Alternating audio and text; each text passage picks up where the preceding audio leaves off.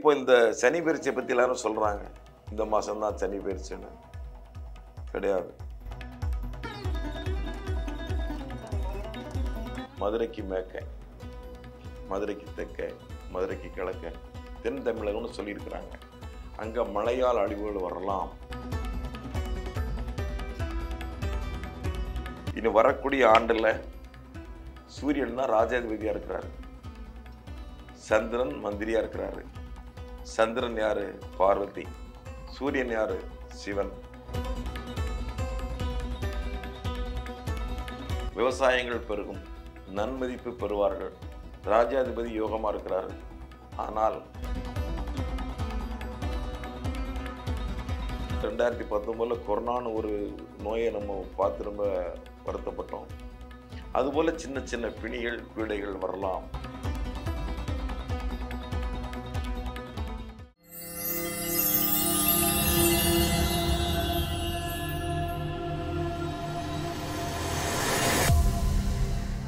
வேலை வேண்டுமா? Blue ocean இருக்கிறது. 10th 12th டிப்ளமோ டிகிரி படித்தவர்களுக்கு உணவு, தங்குமிடம், இஎஸ்ஐ, பிஎஃப், இன்சூரன்ஸ் உள்ளிட்ட சலுகைகளுடன் அனுபவத்திற்கேற்ற நல்ல சம்பளம் 15,000 முதல் 30,000 வரை. பெண்களுக்கு முன்னுரிமை. 2,000க்கும் மேற்பட்ட வேலை வாய்ப்புகள் உள்ளன. இப்போதே தொடர்பு கொள்ளுங்கள். Blue ocean. ஐத்தமிழ் தாய் அன்பர்களுக்கு, நேயர்களுக்கு, தொழில் செய்யக்கூடிய அத்தனை பேருக்கும் வணக்கம். ஏன்னா இந்த ஆண்டினுடைய இறுதி கட்டத்தில் நம்ம இருக்கிறோம். குரோதி ஆண்டு முடியக்கூடிய நிலையில் இருக்கிறோம்.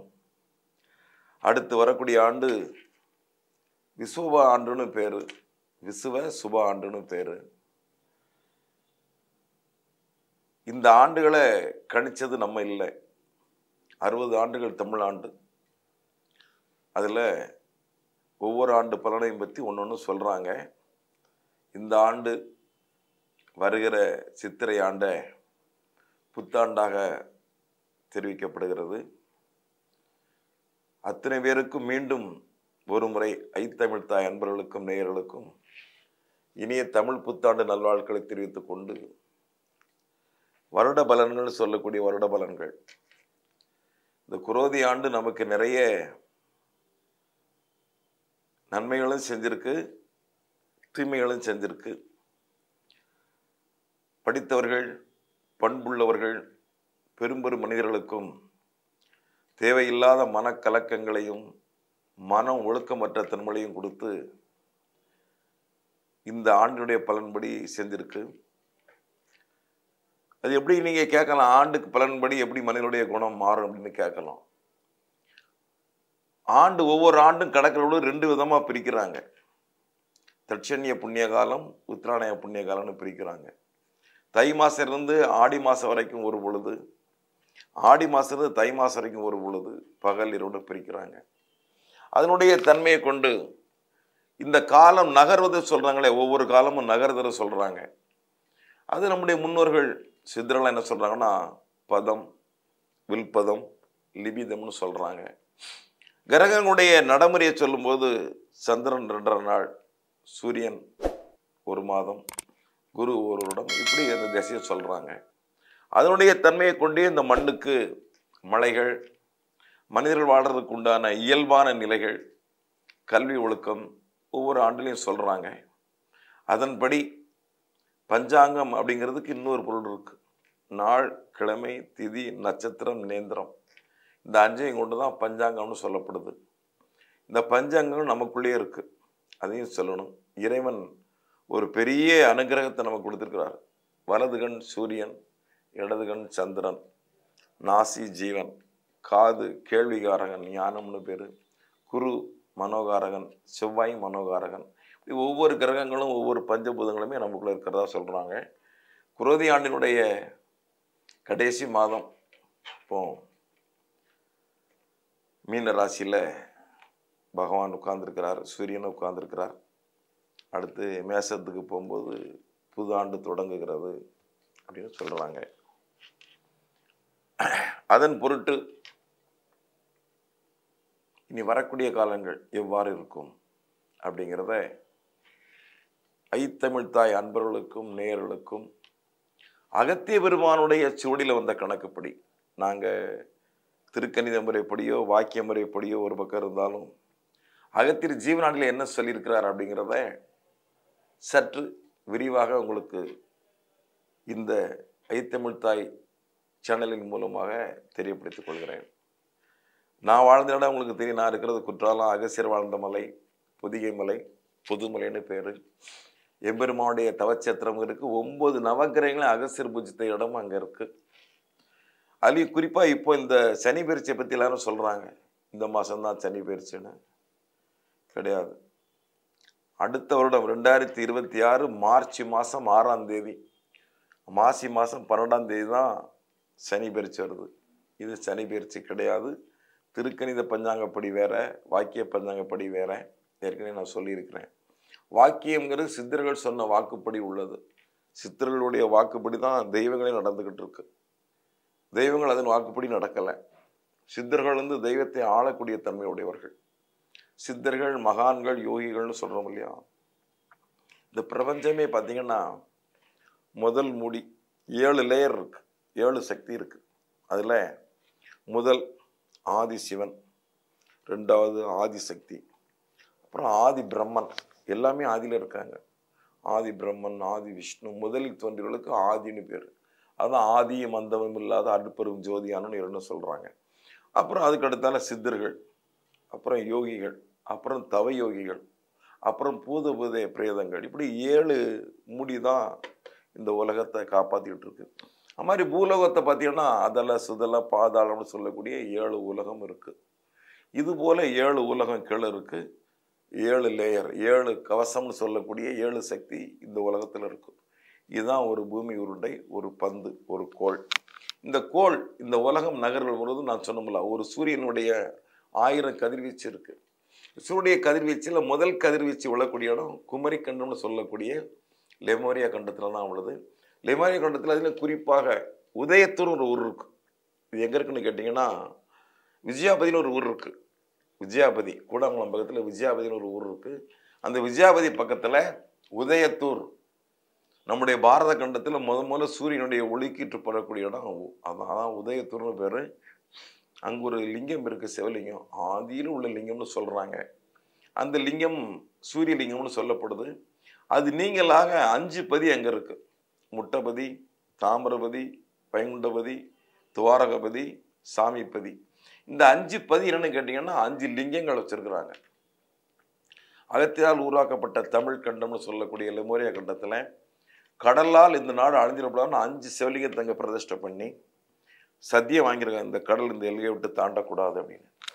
ஆனால் அந்த சிவன் சொல்லியிருக்கிறாங்க, எப்பொழுது தர்மம் குறைந்து அதர்மம் வருதோ அப்போ நான் கடலை தாண்டி வரோம்னு ஒரு சத்திய வாக்கம் கொடுத்துருக்குறாங்க. இதெல்லாம் நிஜமான விஷயம். இதெல்லாம் நீங்கள் போய் பார்க்கணும். இந்த வாழ்ந்தா மாத்திரம் போகாது, இந்த இடங்கள்லாம் போய் பார்க்கணும். 5 லிங்கங்கள் இருக்குது. பஞ்சபதினு பேர். இது எங்கே இருக்குது? சூரியன் உதயமாக உதயத்தூர்லேருந்து நீங்கள் லைனாக வந்தீங்கன்னா முட்டபதி, துவாரகபதி, தாமிரபதி, சாமிப்பதி, 5 பதி இருக்குது. இந்த 5மே பஞ்சலிங்கங்கள் அங்கே இருக்குது. இந்த பஞ்சலிங்கங்கள் வந்து பஞ்சபூதன் அடிப்படையில் இருக்குது. முட்டபதிங்கிற ஒரு ஊர் இருக்குது. கடல் கரெக்டாக அந்த சிவனை வந்து தொடும், அதை தாண்டி வராது. சுனாமி வந்த பொழுது நான் அந்த ஊரில் இருந்தேன். சுனாமி வருகிற பொழுது சுசீந்திரத்தில் என்னுடைய சமயஸ்வர பள்ளியை முடிச்சு நாங்கள் தங்கியிருந்தேன். மறுநாள் காலையில் அந்த சுனாமி அழிஞ்ச இடத்த போய் பார்த்தேன். கற்பனையை பண்ணி பார்க்க முடியாது, அப்படிப்பட்ட ஒரு கொடூரமான சம்பவத்தை என் கண்ணால் பார்த்தேன். ஆனால் இந்த 5 பதியும் போய் பார்த்தேன். இந்த லிங்கங்களை தாண்டி இந்த வெள்ளம் வரான்னு சொன்னாங்களே, இது எப்படி இருக்குன்னு பார்த்தா அந்த 5 லிங்கமும் அப்படியே இருந்தது, அந்த கோயிலும் அப்படியே இருந்தது. குறிப்பாக முட்டபதிங்கிற இடத்துல ஐயா வைகுண்டருடைய திருக்கோயில், அங்கே சிவன் இருக்கார். அவங்க ஒரு கூரையால் வேயப்பட்ட இடம், மூங்கில் கம்பு நட்டு இருந்தது. அந்த மூங்கில் கம்பு அந்த கூரையும் அப்படியே இருந்தது. அதுக்கு பின்னால் உள்ள வீடுகள், அதுக்கு உண்டான நிறைய இதெல்லாம் அழிஞ்சிருக்கு, அந்த இடம் அழியாமல் இருந்தது. அதுபோல் பஞ்சபூதங்களினுடைய தன்மையில் முதல்ல சூரியன்னு சொல்லக்கூடிய சூரிய பகவான் ஒளிக்கீற்று உள்ளக்கூடிய இடம் உதயத்தூர். நான் ஏன் திரும்ப இந்த தூரை சொல்லணும்னா, இனி வரக்கூடிய ஆண்டில் சூரியன் தான் ராஜாதிபதியாக இருக்கிறாரு, சந்திரன் மந்திரியாக இருக்கிறாரு. சந்திரன் யாரு? பார்வதி. சூரியன் யாரு? சிவன். சிவனும் சூரியனும் சேர்ந்து வரக்கூடிய இந்த ஆண்டை மழையால் மோட்சம் உண்டு, நற்கதி உண்டு, தண்ணீர் பஞ்சம் வராது, நல்லாவே இருக்கும், விவசாயங்கள் செழிப்படையும். கோயிலுக்கு சொந்தமான இடங்கள், கோயிலுக்கு சொந்தமான சொத்துக்கள்லாம் யார் அபகரிச்சிருக்கிறாங்களோ அவர்களாகவே முன் வந்து கோயிலுக்கு ஒப்படைக்கலாம்னு இந்த வருஷத்துக்கு உண்டான பஞ்சாங்க பலனில் சொல்லப்பட்டிருக்கு. விவசாயங்கள் பெருகும், நன்மதிப்பு பெறுவார்கள், ராஜாதிபதி யோகமாக இருக்கிறாரு. ஆனால் உத்தரம்னு சொல்லக்கூடிய வடநாட்டில் ஒரிசா, பூனே, பத்ரிநாத், கேதார்நாத் இதெல்லாம் மழையால் அழிவுகள் வரலாம் அப்படின்னு இந்த பலன் சொல்லியிருக்கு. தென் தமிழகம்னு சொல்லக்கூடிய தென் தமிழகம், மதுரைக்கு மேற்க, மதுரைக்கு தெற்க, மதுரைக்கு கிழக்க தென் தமிழகம்னு சொல்லியிருக்கிறாங்க. அங்கே மழையால் அழிவுகள் வரலாம் அப்படின்னு ஒரு விதி இருக்குது. அதுக்கும் பரிகாரங்கள் சொல்லியிருக்கிறாங்க. அது தவிர இது ஒரு பஞ்சாங்க பலன்படி, அகசியர் வாக்குப்படி நம்ம 2020 2019 கொரோனான்னு ஒரு நோயை நம்ம பார்த்து ரொம்ப வருத்தப்பட்டோம். அதுபோல் சின்ன சின்ன பிணிகள் பீடைகள் வரலாம் அப்படின்னு இந்த ஆண்டு பலன் இருக்குது. பொதுவாக இந்த ஆண்டு தண்ணீருக்கு பஞ்சம் இருக்காது, விவசாயங்கள் செழிப்படைந்து இருக்கும், எல்லாரையிலும் பணப்புழக்கங்களும் நிறையா இருக்கும் அப்படின்னு சொல்லியிருக்கிறாங்க. விண்வெளி துறையில் நம்முடைய இந்திய திருநாடு பெரிய பெரிய சம்பவங்களை சந்திக்கலாம்னு சொல்லியிருக்கிறாங்க. போக்குவரத்து சம்பந்தப்பட்டது, விஞ்ஞான சம்பந்தப்பட்டது, இது மாதிரி சம்பந்தப்பட்ட துறைகளும் ஈடேற்றலாம் அப்படின்னு சொல்லியிருக்கிறாங்க. தமிழகம் செழுமையாக, அருமையாக, பக்தியாலும் ஞானத்தாலும் கூடும்னு சொல்லியிருக்கிறாங்க. ஆனால் நோய் பணிகளால் மக்கள் கொஞ்சம் சங்கடப்படலாம் அப்படின்னு சொல்லியிருக்கிறாங்க. அதையும் சொல்லலாம். கல்வி சிறக்கும், குறிப்பாக பெண்கள் கல்வியாலும் ஞானத்தாலும் உயர்த்தப்படுவார்கள்னு பொது பலனாக சொல்லப்பட்டிருக்கு.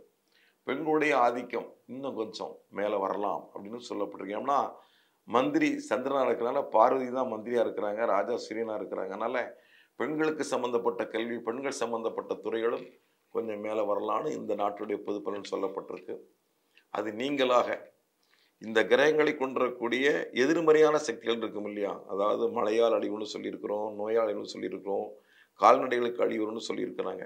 இதுபோல் இந்த அழிவுகள் வராமல் இருக்கிறதுக்கு தெய்வங்களை நம்ம பூஜிக்கணும் அப்படிங்கிற விதி இருக்குது. குறிப்பாக எம்பெருமானாக விளங்குகிற வைத்தீஸ்வரன் கோயில் செல்லமுத்து குமாரசுவாமி, அவர் மண்ணுக்குடையவர், அங்கே தான் தன்வந்திரி இருக்கார். உலக மக்கள் சேமமாக இருக்கும் பொருட்டும், நலமாக இருக்கும் பொருட்டும் எல்லாருமே அங்கே போய் பிரார்த்திக்கிறது ரொம்ப சிறப்பு. அந்த முருகப்பெருமானையும் அங்கே இருக்கக்கூடிய வைத்தியநாத சுவாமி வழிபாடு செய்தால் மக்கள் நோய்பிணி இல்லாமல் தவிர்க்கலாம் அப்படின்னு விதி இருக்கு. மதுரை எங்கள் அம்மா மீனாட்சி ஆளக்கூடிய இடம். அங்கே சந்திரன் எங்கள் அம்மா பார்வதி உச்சரமாக இருக்கிறாங்க. அதனால் அங்கேயுமே வழிபாடு செஞ்சால் வரக்கூடிய காலங்களில் சில தீமைகளிலிருந்து விடுபடலாம் அப்படிங்கிற விதியும் உண்டு. பொது பலன் இதுதான். அதனால் சந்திரனும் மந்திரியாகவும் ராஜா சூரியனாகவும் இருக்கிறதுனால சூரியனுக்கு அதிதேவதை சிவன் தான், சந்திரனுக்கு அது பார்வதி தான். சூரியனுடைய அம்சமாக இருக்கக்கூடிய கடவுள்கள் இருக்காங்க. முருகன் இருக்கிறாங்க, பைரவர் இருக்கிறாங்க, வீரபத்திரர் இருக்கிறாங்க. இவங்கெல்லாம் சிவனுடைய அம்சமானவங்க. முருகன், வீரபத்திரர், முனீஸ்வரர், இவங்கெல்லாம் பைரவர், சண்டிகேஸ்வரர்லாம் சிவனுடைய அம்சமாக உள்ளவர்கள். அதனால் குறிப்பாக இந்த தெய்வ வழிபாடு செஞ்சால் வரக்கூடிய இந்த கேடு பலன்கள் சொல்லக்கூடிய நோய்கள், பிடிகள், விவசாய சம்பந்தப்பட்டது, கால்நடை சம்பந்தப்பட்டதிலிருந்து, மழையிலிருந்து, வெள்ளத்திலிருந்து மக்களை காப்பாற்றுறதுக்கு உண்டான வழிபாடுகள் செய்யலாம் ஒரு விதி இருக்கு.